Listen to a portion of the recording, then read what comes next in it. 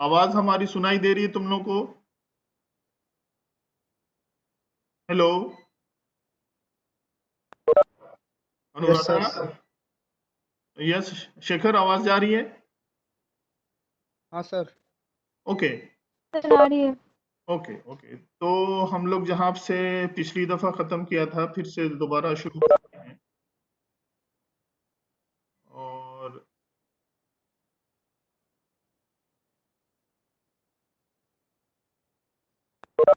Screen पे आया?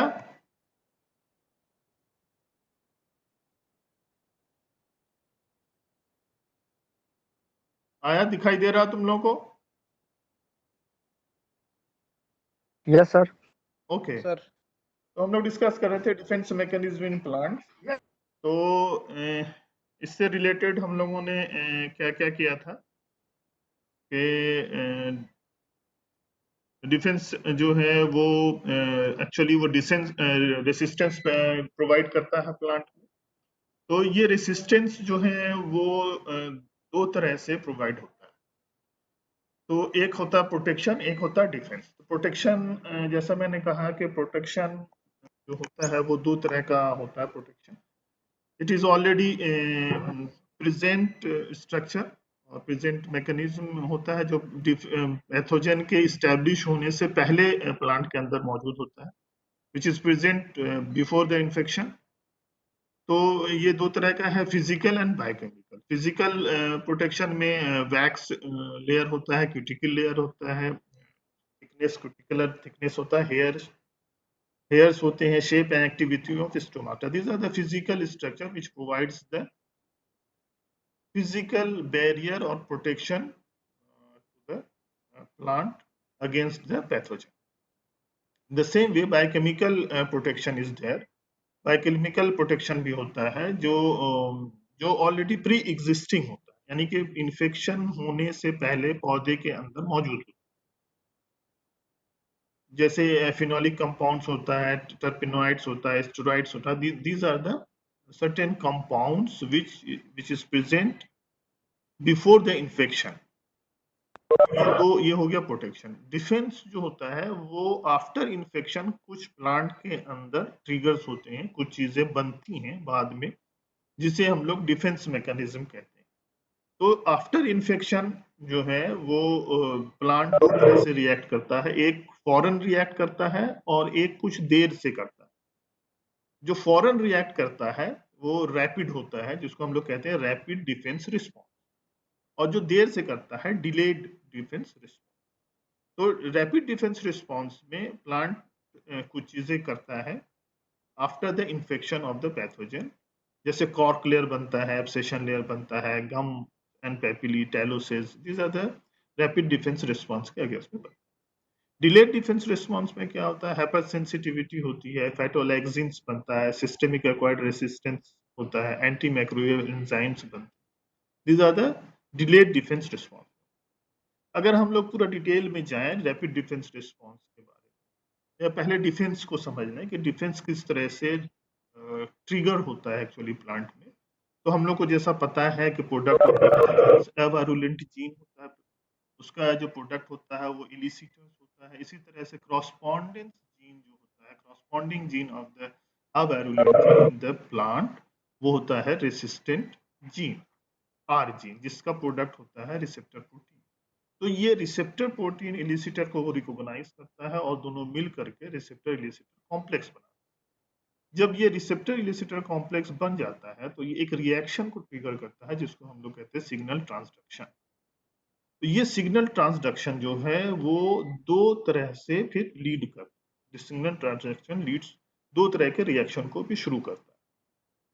क्या क्या करता है, रैपिड डिफेंस रिस्पॉन्स और डिलेड डिफेंस रिस्पॉन्स। तो रैपिड डिफेंस रिस्पॉन्स कैसे होता है, पैथोजन आता है कांटेक्ट में प्लांट के, और वो एक सिग्नल देता है आर जीन को। आर जीन उस सिग्नल को रिकॉग्नाइज और ट्रांसमिट करता है डिफेंसिव जीन। आर जीन का काम क्या है, कोई भी डिफेंसिव स्ट्रक्चर नहीं बनाता या कोई भी डिफेंसिव प्रोडक्ट नहीं बनाता, ये सिर्फ रिकॉग्नाइज करता है और ट्रांसमिट करता है सिग्नल को टू द डिफेंसिव जीन।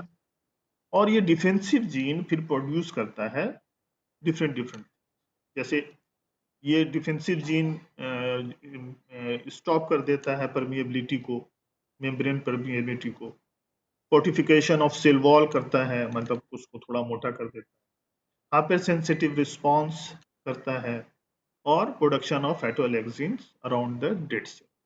तो ये रैपिड डिफेंस रिस्पॉन्स में 4 चीजें होती हैं: instant loss of membrane permeability, second fortification of cell wall, third hypersensitive response, and fourth production of phytoalexins around the cell dead cells।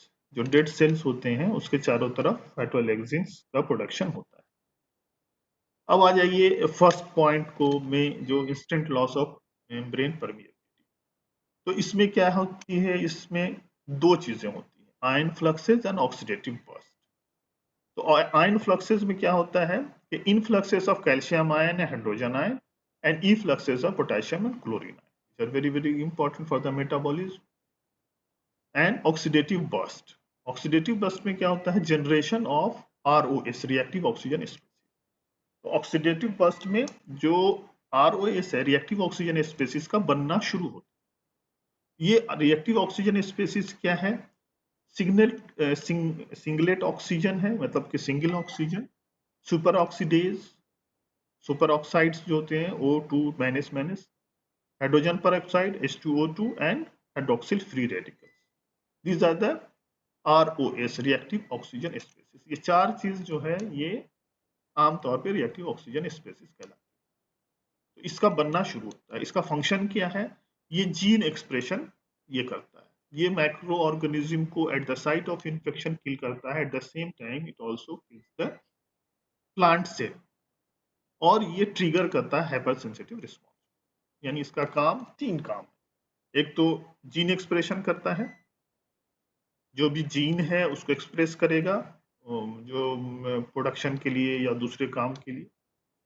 दूसरा है microorganism को at the site of infection kill करेगा, और at the same time कुछ host के cell को भी kill करता है और ट्रिगर करता है हाइपर सेंसिटिव रिस्पॉन्स।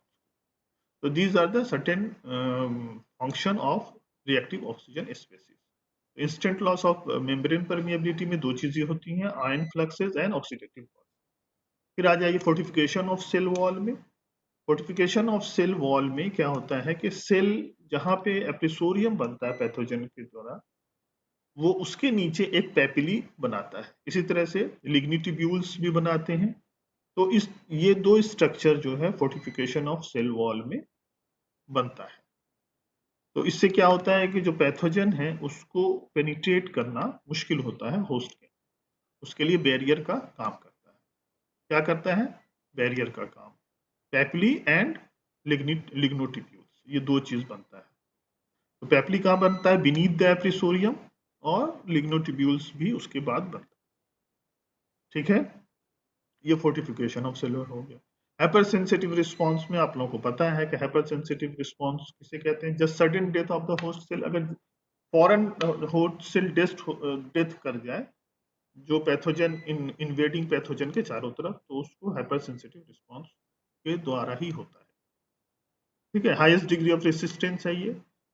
तो ये स्ट्रक्चरल बायोकेमिकल दोनों होता है, यानी कि ये डेथ सेल भी कर देता है, कुछ केमिकल भी रिलीज करता है हाइपर सेंसेशन के द्वारा। इसमें क्या बनता है कि निक्रोटिक लीशन बनता है, यानी जो टिश्यू डेथ हो जाते हैं।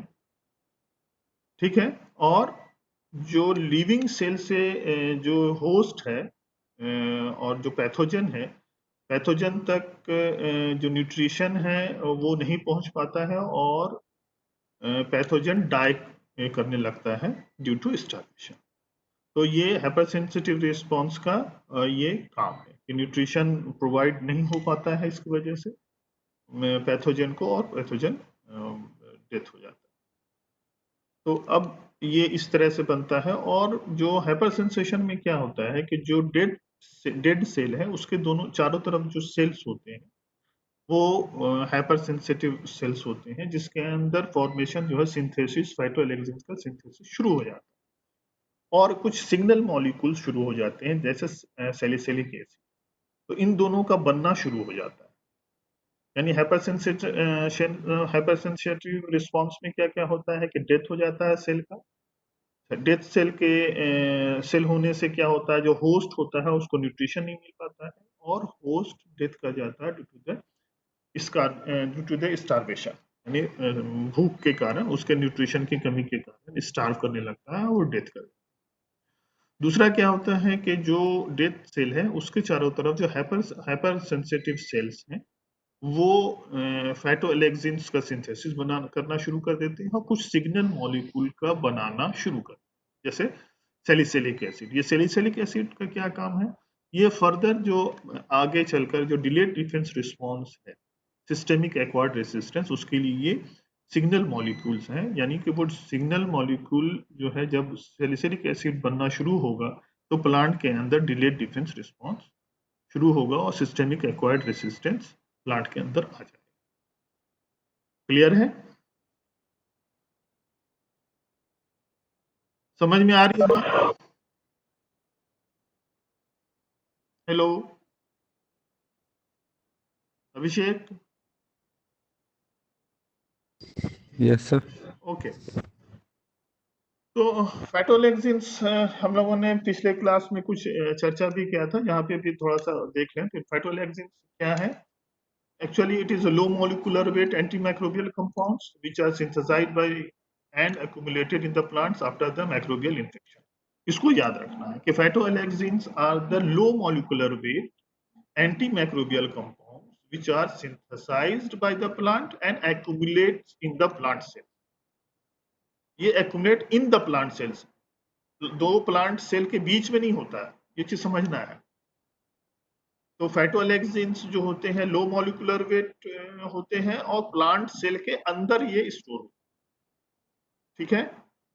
एंटीमाइक्रोबियल कंपाउंड्स है लो मॉलिक्यूलर वेट एंटीमाइक्रोबियल, ठीक है। ये प्लांट स्पेसिफिक होता है, जैसे मैंने बताया था आपको कि ये प्लांट स्पेसिफिक होता है। जैसे लिग्यूमिनस प्लांट में जो है ये कुछ जैसे मान लिया फेजोलिन है, ये कॉमन बीन में पाया जाता है, कॉमन बीन में प्रोड्यूस होता है। इसी से फेजियोलिडिन जो है फ्रेंच बीन में होता है, ठीक है ना। वेस्टिटॉल रेड क्लोवर में होता है, मेडिकार्पिन चिकपी अल्फा अल्फा लूसर्न में होता है, पिसाटिन स्वीट पी में होता है। इसी तरह से रेसिटिन पोटैटो एंड टोमेटो में होता है, फाइटिब्रिन पोटैटो में होता है, कैप्सिडॉल चिली पेपर्स। यानी कि जो भी प्लांट है वो स्पेसिफिक टाइप ऑफ फाइटोलेक्सिन प्रोड्यूस करता है, होस्ट स्पेसिफिक होता है। यानी कि एक पर्टिकुलर होस्ट एक पर्टिकुलर टाइप का ही फाइटोलेक्सिन प्रोड्यूस करेगा, चाहे उसके ऊपर कोई भी पैथोजन डिफरेंट पैथोजन अटैक, यानी होस्ट स्पेसिफिक होता है। ये होस्ट के ऊपर डिपेंड करता है कि कौन सा वो फाइटोलेक्सिन प्रोड्यूस करेगा, चाहे वो पैथोजन कोई भी उसके साथ अटैक करे। This is called host specific phytoalexin. Clear है? तो इसमें से आप लोगों को कुछ याद कर लेना है, जैसे कॉमन बीन में फेजोलिन करता है, फ्रेंच बीन में फेजोलिडिन करता है, मेडिकार्पिन चिकपी में, पिसेटिन स्वीट पी में। ये हमेशा पूछा जाता है, कंपटीशन के एग्जाम में भी पूछा जाता है। रिशिटिन पोटैटो टोमेटो में, these are the very very important. कम से कम इतना जितना को मैंने ये बता रहा हूँ, लिग्यूमिनेस में और सोलानेसिस याद कर, ठीक है। फिर आ जाइए delayed defence response. Delayed defence response क्या होता है कि ये थोड़ा सा टाइम लेता है, सर्टेन डेज लेता है, और rapid defence response minute two hours लेता है, ठीक है। तो डिफेंस जो मैकेनिज्म है ये दो तरह का, जैसे मैंने बताया है, एक रैपिड डिफेंस है, एक delayed defence. Rapid defence after infection फौरन शुरू हो जाता है, जिसके अंदर चार चीजें होती हैं, बता दिया आपको। और डिलेड डिफेंस रिस्पॉन्स इसी तरह से डिलेड होता है। इसमें भी इसी तरह से पैथोजन कांटेक्ट करता है, सिग्नल रिसीव किया जाता है आर जीन के द्वारा, एंड ट्रांसमिट करता है इस सिग्नल को डिफेंसिव जीन को आर जीन। तो आर जीन का काम क्या होता है, they only recognise and transmit the signal to the defensive gene from the pathogen. Pathogen का जो सिग्नल होता है, जो एवायरुलेंट जीन जो सिग्नल प्रोड्यूस करता है, इलिसिटर करता है, उसको ये रिसीव करता है रिसेप्टर प्रोटीन से और फिर उसको ट्रांसमिट कर देता है डिफेंसिव जीन।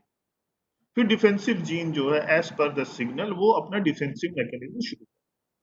तो डिफेंसिव जीन जो है वो अपना ट्रिगर हो जाता है, फिर उसमें डिलेड डिफेंस रिस्पॉन्स में क्या होता है, एक्सक्लूशन ऑफ द पैथोजन। पहला काम क्या होता है delayed defence, exclusion of pathogen, pathogen का एक्सक्लूड करने लगता है certain structure formation. Production of PR protein, जो पैथोजेनेसिस रिलेटेड प्रोटीन है, उसका प्रोडक्शन शुरू हो जाता है। और development of systemic acquired resistant and induce system, ये दो चीजें शुरू हो जाती है। Development of SAR and ISR। SAR जो है वो पैथोजन के कांटेक्ट के आने के बाद शुरू होता है, और इंड्यूस सिस्टेमिक रेसिस्टेंस अगर नॉन पैथोजन है कोई ऑर्गेनिज्म, वो अगर प्लांट के कांटेक्ट में आता है, जैसे PGPR, तो इंड्यूस सिस्टेमिक रेसिस्टेंस।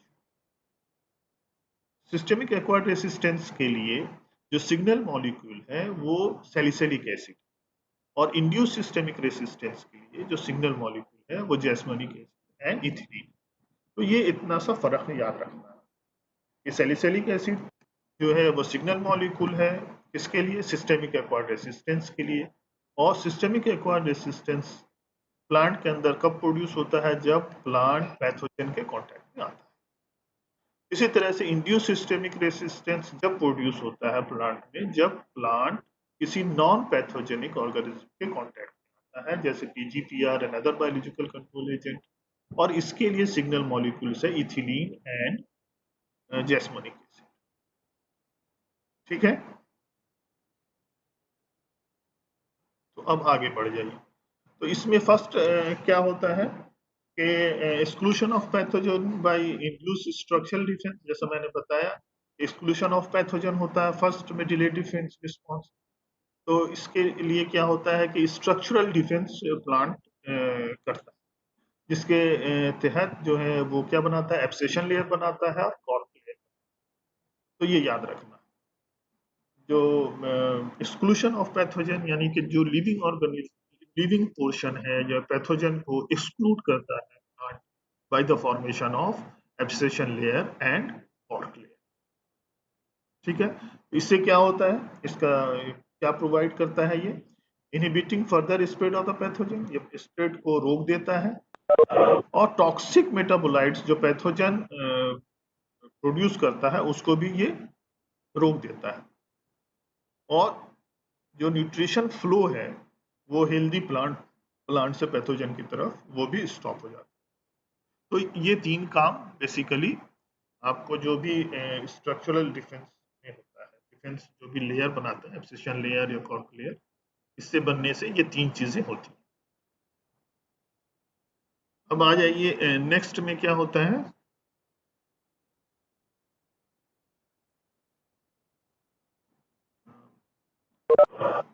जैसे अब टेलोसिस भी होता है, टेलोसिस भी एक तरह का स्ट्रक्चर है। एब्सेशन लेयर हुआ, कॉर्क लेयर हुआ, टेलोसिस हुआ। टेलोसिस क्या होता है कि ये जब प्रोट्यूबरेंस हो जाता है किसी भी जाइलम वेसल के अंदर, यानी एक ट्यूब सा उभार सा निकल आता है जो फ्लो को रोक देता है। तो tylosis are the protuberance of the xylem vessels blocking the vascular system, ये ब्लॉक कर देता है। ये ओवर ग्रोथ होता है लिविंग सेल्स का, ठीक है ना, जाइलम वेसल को चोक कर देता है। ये कब होता है, जब स्ट्रेस होता है प्लांट के ऊपर, ठीक है ना।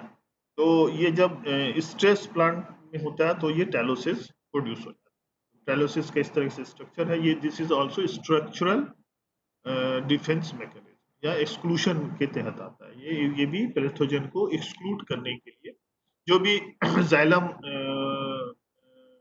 जाइलम इनहिबिटिंग कोई भी चीजें, बैक्टीरिया है, फंगस है, जो जाइलम के अंदर रहता है तो उसको बढ़ने से उसको रोकता है।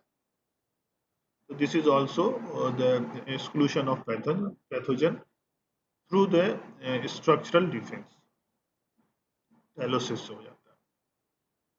इसी तरह से सेकंड में क्या होता है, पीआर प्रोटीन्स का प्रोडक्शन शुरू हो जाता है, पैथोजेनेसिस रिलेटेड प्रोटीन का प्रोडक्शन शुरू हो जाता है, ठीक है ना। तो पैथोजेनेसिस रिलेटेड प्रोटीन जो है ये क्या है कि ये high molecular weight toxic substances हैं जो प्लांट के अंदर प्रोड्यूस होता है आफ्टर द इन्फेक्शन और डिलेड डिफेंस रिस्पॉन्स के अंडर में देर से बनता है, जबकि फैटोलैक्सिन जल्दी बनता है, बहुत फास्ट बनता है, लो मॉलिक्यूलर वेट, देर से बनता है तो ये हाई मॉलिक्यूलर वेट है टॉक्सिक सब्सटेंस, ठीक है ना। इसको हम लोग पीआर प्रोटीन कहते हैं। ये क्या करता है, ये टॉक्सिक टू द पैथोजन होता है और ये भी प्रोड्यूस होता है अंडर स्ट्रेस कंडीशन, ठीक है। और they are widely distributed in the plant, trace amounts में होता है but are produced in high concentration. ये हाई कंसंट्रेशन में होता है, जब से मैंने बताया कि फैटोलैक्सिन लो कंसंट्रेशन में, लो मॉलिक्यूलर वेट है, ये हाई कंसंट्रेशन होता है, ठीक है ना, और पैथोजन को अटैक करता है। और पीआर प्रोटीन जो है वो प्लांट के इंटरसेलुलर दो सेल के बीच में होता है, जबकि फैटोलैक्सिन क्या होता है, इन द सेल, सेल के अंदर स्टोर होता है। और ये कहाँ स्टोर होता है, कहाँ रहता है ये, इंट्रा सेलुलर, यानी दो सेल के बीच में। तो दोनों में फर्क अच्छे से याद रखिएगा आप लोग। ये phytoalexins are the low molecular weight antibacterial antimicrobial compounds, they stored in the plant cell and they are produced by the plant cell. PR proteins are the high molecular weight, they are found in the high concentration, they are stored intracellularly, ठीक है ना। और कुछ cases में इंटरसेलुलरली पाया जाता है, एक अंदर भी होता है और बाहर भी होता है, ये दो ज्यादातर इंटरसेलुलरली, ठीक है ना, दो प्लांट के दो सेल के बीच में ही स्टोर होता है, कुछ केसों में एक सेल के अंदर भी, ठीक है। और पीआर प्रोटीन जो है वो 17 टाइप्स ऑफ पीआर प्रोटीन को ग्रुप किया गया है। How many types, 17 types of groups. एक साइंटिस्ट थे वैन लून एटल जो थे, वैन लून एंड कोवर्कर 2006 में पीआर प्रोटीन को 17 ग्रुप में बांट दिया था। तो ये ग्रुप कौन कौन सा है वो मैं आपको बता दूं, उसको थोड़ा सा याद रख लीजिएगा। Better known PR proteins are, जैसा मैंने बताया वैनलून जो है वो 17 पीआर प्रोटीन फैमिली को बताया था, PR1 to PR17, ठीक है ना। तो ये PR1 to PR17 जो है ये डिफरेंट डिफरेंट फंक्शन होते हैं, these are the PR1 to PR17 protein family है ये। और इसके सर्टेन एक्टिविटी होती है और ये कहाँ पे काम करते हैं, टारगेट पैथोजन क्या है। जैसे PR1 जो PR protein pathogenesis related protein 1 जो है फैमिली है, ये अननोन नाम दिया गया है, ये एक्टिव अगेंस्ट ओमाइसिट्स, ठीक है, यहाँ पे मैंने लिख दिया जो इम्पोर्टेंट, ये आपको ओमाइसिट्स के अगेंस्ट PR1 ग्रुप जो है वो एक्टिव होता है, इसके अगेंस्ट ये काम करता है। PR2 जो है बीटा 1,3 ग्लूकानेज है, cell wall glucan of the fungi, ये जो आपका सेल वॉल है, जो सेल वॉल का स्ट्रक्चर पढ़ा होगा आप लोगों ने, तो उसमें जो सेल वॉल वो ये डिग्रेड।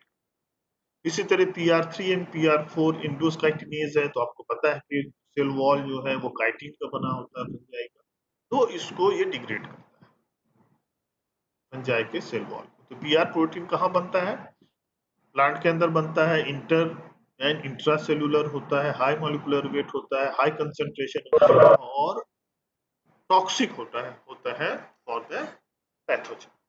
तो ये कितने ग्रुप होते हैं, ये दे आर 17 ग्रुप्स और 17 families according to the Van Loon and coworker 2006। तो वैन लून एंड कोवर्कर ने बताया था कि 17 ग्रुप है इसके जो सर्टेन इंपॉर्टेंट, तो आप लोग याद कर लीजिएगा। PR8 जैसे endochitinase with lysozyme activity, cell wall chitin, है ना, इस तरह से होता है। और ये बैक्टीरिया में भी होता है, mucopeptide wall of the bacteria को भी। इसी तरह से PR प्रोटीन 9 जो आपका जो ग्रुप है या फैमिली है, पेरोक्सीडेज है, ठीक है ना। तो ये पेरोक्सीडेज जो है वो उसको ये इफेक्ट, peroxidase एंजाइम प्रोड्यूस करता है। peroxidase एंजाइम जो है एंजाइम है वो प्रोड्यूस करता है, फिजिकल बैरियर को ब्रेक करता है। तो these are the certain PR proteins which are very very important। इसी तरह से PR10 है, राइबोन्यूक्लियेज एक्टिविटी होता है, इसमें वायरल आरएनए को वो करता है, डीनेचर्ड करता है। तो PR10 जो है इस तरह से ये हो गया। PR12 और 13 जो है डिफेंसिन, जो आप कभी मैंने डिफेंसिन जो है PR प्रोटीन 12 है, डिफेंसिन प्रोटीन है ये, जो एंटी फंगल बैक्टीरियल एक्टिविटी करता है। PR प्रोटीन 13 है, थायोनिन है, ये anti fungal and bacterial activity करता है एंड सो ऑन। तो इसके कुछ इम्पोर्टेंट हैं जो उसको मैंने निशान लगा दिया है। PR1, PR2, PR3, 4, PR8, 9 up to 12, 13, ये सब याद कर लीजिए। ठीक है ना, ये सब सर्टेन अगर याद हो सके तो पूरा 17 तक याद करना, लेकिन इतना पता होना चाहिए कि PR प्रोटीन का 17 फैमिली है या according to the Van Loon and his coworker 6। PR protein का क्या क्या क्या करता है? The signal compounds responsible for the induction of PR protein, मैंने जैसे पहले भी बताया आप लोगों को, PR प्रोटीन कब बनता है?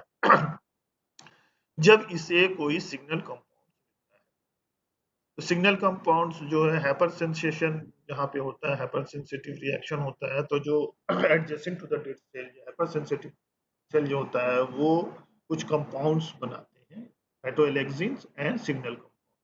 तो सिग्नल कंपाउंड्स में क्या क्या बनाता है? Salicylic acid, ethylene, jasmonic acid, xylenase, the polypeptide cysteamine.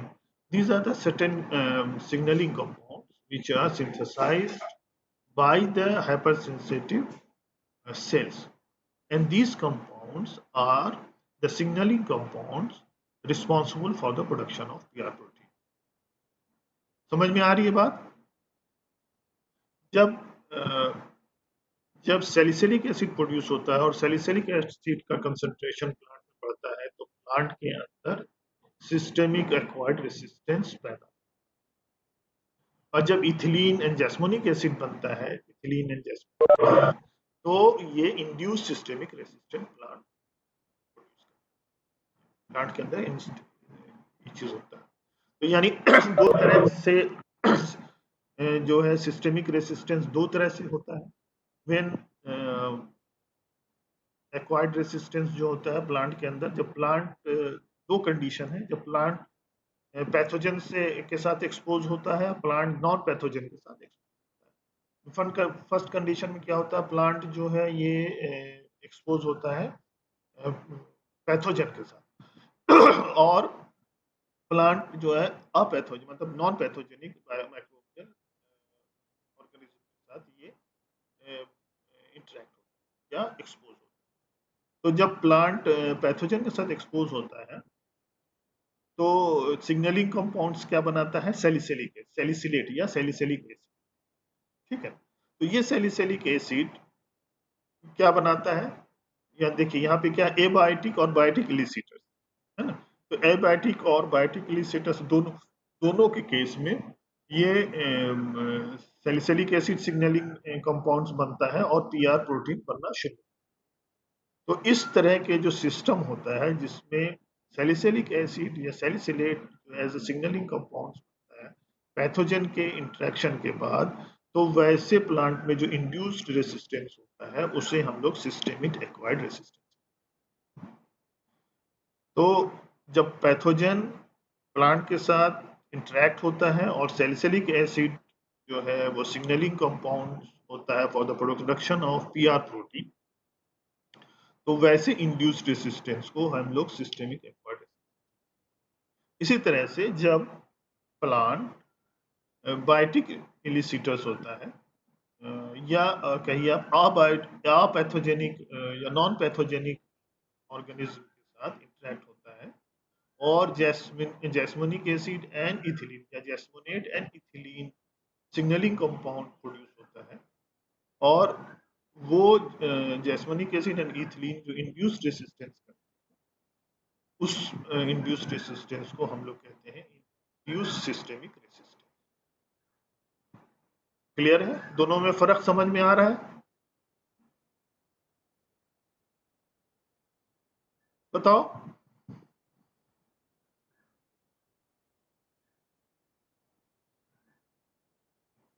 Hello,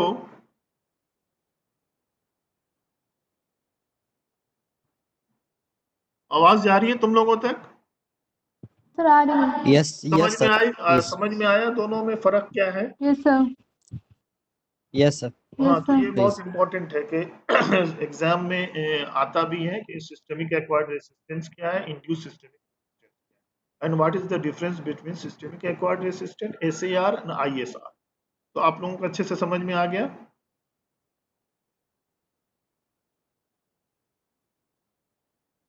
बताइए।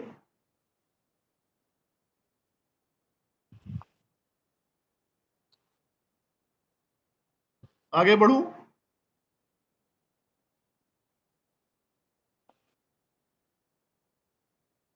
इसी तरह से development of systemic acquired resistance induce systemic resistance को उसी जो भी मैंने बताया उसी को यहाँ पे थोड़ा सा डिफाई कर दिया है।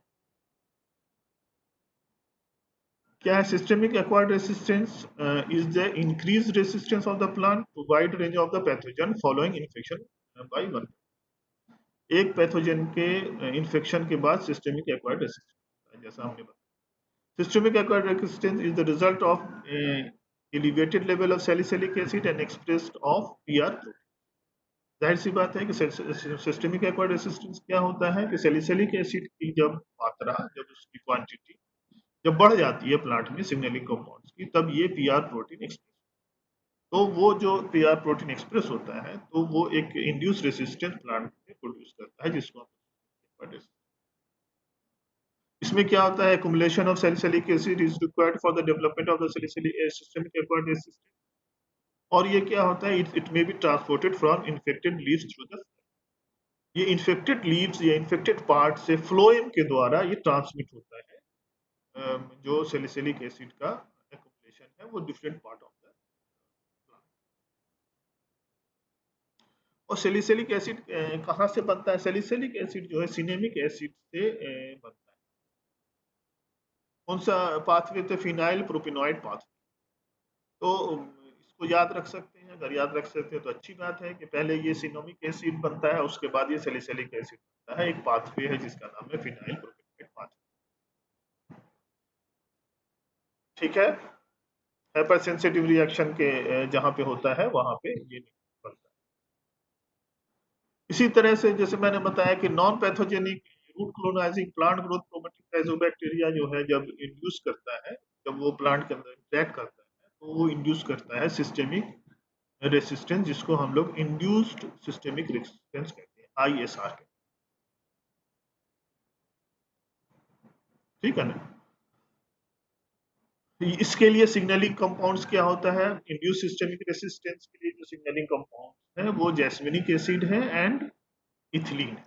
Jasmonic acid and ethylene are the signaling compound for the induced systemic resistance. This is all about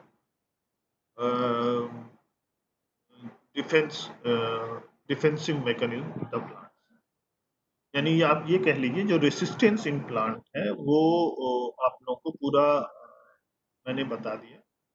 फिर एक दफा जरा सा इसको शुरू से एक दफा रिवाइज कर लीजिए ताकि आसानी से आप लोगों के समझ में आ जाए, और इसको फौरन आप लोग अच्छे से याद कर लीजिएगा कि डिफेंस मैकेनिज्म है ये एक्चुअली रेसिस्टेंस प्लांट को प्रोवाइड करता है। जो रेसिस्टेंस है वो दो तरह से होता है, प्रोटेक्शन एंड प्रोटेक्शन जो है वो दो तरह का होता है, फिजिकल प्रोटेक्शन एंड बायोकेमिकल।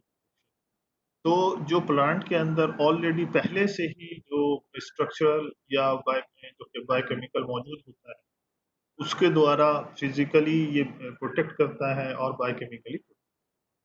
लेकिन डिफेंस जो होता है वो इन्फेक्शन के बाद जब प्लांट आ जाता है, इन्वेड कर देता है पैथोजन, पैथोजन जब आ गया प्लांट के अंदर तब ये डिफेंस मैकेनिज्म। अगर प्लांट का जो प्रोटेक्टिव लेयर है, प्रोटेक्टिव मैकेनिज्म ब्रेक कर देता है तब डिफेंसिव मैकेनिज्म।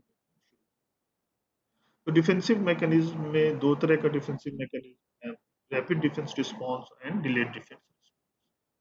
तो आपको जैसा रैपिड डिफेंस रिस्पांस जो डिफेंस मैकेनिज्म है उसको पूरी तरह से समझने की बताया। ये एक जीन है, आपको पता है कि हर एक चीज के लिए जीन रिस्पॉन्स है, किसी भी फंक्शन के लिए, किसी भी लिविंग ऑर्गेनिज्म में जीन रिस्पॉन्सिबल है। इसी तरह से पैथोजन में एक जीन है अवेरुलेंट, जिसका वो जीन ही एक प्रोटीन बनाता है जिसको हम लोग इलिसिटर प्रोटीन।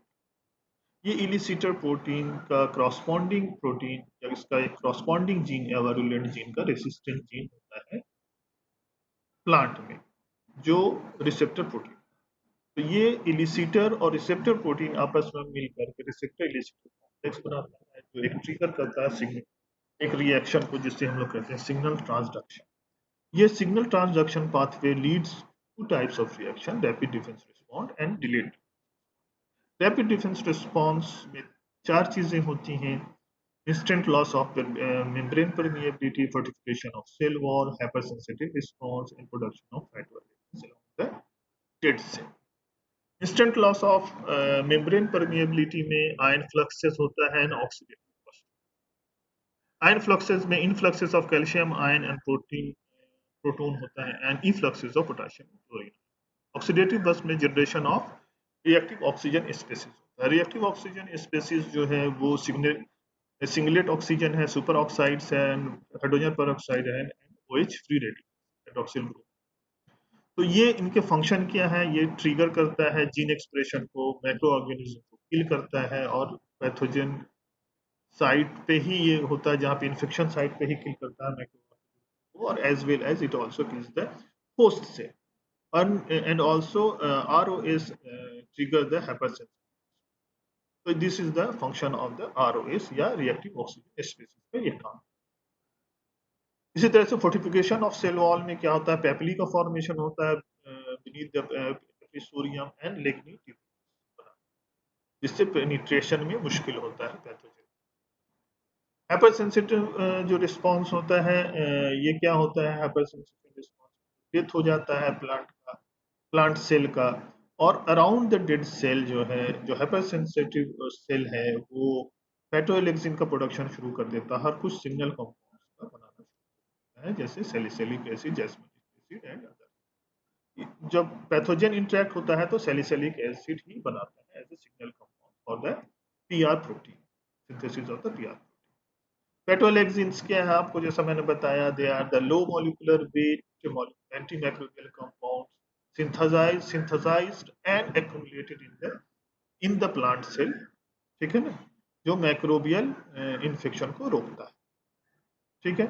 दे आर फैटोलेक्सिन जो है वो होस्ट स्पेसिफिक होता है, और certain phytoalexin are produced after the infection, जैसे फेजोलिन जो है कॉमन बीन में, फेजोलिडिन फ्रेंच बीन में, रेड क्लोवर में, इसी तरह से वेस्टिटॉल, मेडिकार्पिन चिकपी, अल्फाल्फा लूसर्न में, एपिसेटिन sweet. These are the certain phytoalexins which are produced by the certain plants. They are the plant specific, irrespective of any pathogen attack. They are produced by the plant, ठीक है ना। इसी तरह से रिशीटिन है जो potato में होता है, और फाइट्यूबरिन जो है पोटैटो में होता है, कैप्सिडॉल चिली में। These are the certain phytoalexins which are very very important. They are specific to the plants and they are irrespective of, their formation is irrespective of any pathogen. इसी तरह से डिलेड डिफेंस रिस्पांस में क्या होता है कि तीन तरह का डिलेड डिफेंस रिस्पांस, जैसे exclusion of the pathogen, production of PR protein and development of systemic acquired resistance and जो देर से शुरू होता है, डिलेड डिफेंस रिस्पांस होता है, जो कई दिन लगाता है, 5 days to 15 days। तो ये डिलेड डिफेंस रिस्पांस में तीन चीजें होती हैं। एक्सक्लूशन ऑफ पैथोजन में एक सर्टेन स्ट्रक्चर्स के थ्रू ये स्ट्रक्चरल डिफेंस होता है, जैसे abscission layer, cork layer and tylosis. इसी तरह से जो है पीआर प्रोटीन का प्रोडक्शन शुरू हो जाता है। पीआर प्रोटीन जो है वो क्या है? पैथोजन फिल्ट्रेट प्रोटीन है, high molecular weight, high concentration में और स्ट्रेस कंडीशन में प्रोड्यूस होता है। ठीक है, पीआर प्रोटीन जो है उसके 17 ग्रुप्स हैं और हाई कंसंट्रेशन में प्रोड्यूस होता है और they are the certain family of the PR protein, 17 family और 17 groups of the PR protein according to the Van Loon and his co-worker 2016। ठीक है, और जो सिग्नलिंग कंपाउंड्स है salicylic acid systemic acquired resistance के लिए वो सैलिसिलिक एसिड है, इंड्यूस सिस्टेमिक रेसिस्टेंस के लिए जैस्मोनिक एसिड एंड इथिलीन। तो ये दो तरह का जो एक्वायर्ड रेसिस्टेंस है, इंड्यूस्ड रेसिस्टेंस है, एक सिस्टेमिक एक्वायर्ड रेसिस्टेंस, एक सिस्टेमिक। जो सिस्टेमिक एक्वायर्ड रेसिस्टेंस है उसके लिए पैथोजन रिस्पॉन्सिबल होता है और सिग्नलिंग कंपाउंड सैलिसिलिक एसिड होता है और पीआर प्रोटीन बनता है। जो इंड्यूस सिस्टेमिक रेसिस्टेंस है उसके लिए सिग्नलिंग कंपाउंड जो होते हैं वो जैस्मोनेट या जैस्मोनिक एसिड एंड इथिलीन होता है। एंड इसमें जब प्लांट नॉन पैथोजन से या बायोलॉजिकल कंट्रोल एजेंट से या पीजीपीआर से इंटरेक्ट तो ये सिग्नलिंग कंपाउंड प्रोड्यूस होता है और प्लांट के अंदर एक इंड्यूस करता है रेसिस्टेंस को, जिसे हम लोग इंड्यूस सिस्टेमिक रेसिस्टेंस कहते हैं। इसके लिए जो पीआर प्रोटीन प्रोड्यूस नहीं होता है लेकिन अननोन तरह का कोई अननोन डिफेंसिव प्रोटीन बनता है जो अब तक पता नहीं है कि किस type of defensive proteins are produced after the accumulation of jasmine. तो ये दो तरह का आपको इंड्यूस रेसिस्टेंस है, जो सिस्टेमिक एक्वायर्ड रेसिस्टेंस और जो systemic resistance. This is all about defensive mechanism. Thank you very much. और तुम लोग अपना वो दे देना अटेंडेंस, तुम लोग। Hello, Yes, sir. Yes, sir. Clear है यहाँ तक? Yes, sir. 41 अटेंडेंस है। तो नेक्स्ट क्लास तुम लोगों का फिर फ्राइडे में 10 से 11 के बीच में होगा। ठीक है, चलो। सर ये पीपीटी सेंड Yes, कर sir. दीजिए। हाँ, मैं वो कर दूंगा, तुम लोग को भेज दूंगा। Thank you sir. Okay okay, all the best. Thank you, sir. Bye sir. Okay. Thank you, sir.